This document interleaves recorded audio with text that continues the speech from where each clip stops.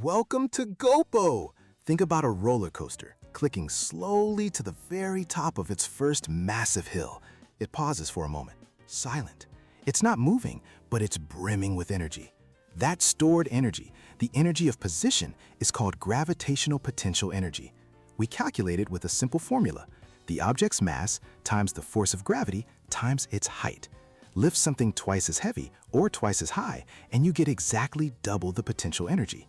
It's a clean, direct relationship.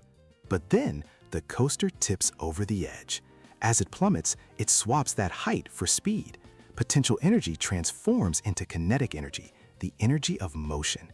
Its formula is a bit different. 1/2 times the mass times the velocity squared. And that squared part changes everything.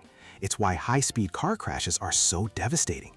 If you double your speed from 50 to 100 kilometers per hour, you don't have double the kinetic energy. You have 4 times the energy to spend on crushing metal. Velocity is the powerhouse in this equation. In a perfect frictionless world, this energy swap is perfect. All the potential energy at the top of the hill becomes kinetic energy at the bottom.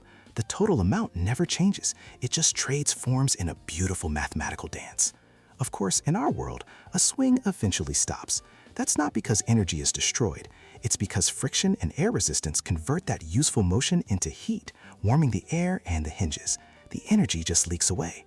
Understanding this elegant exchange between potential and kinetic is the key to calculating everything from a falling apple to the forces in a satellite's orbit.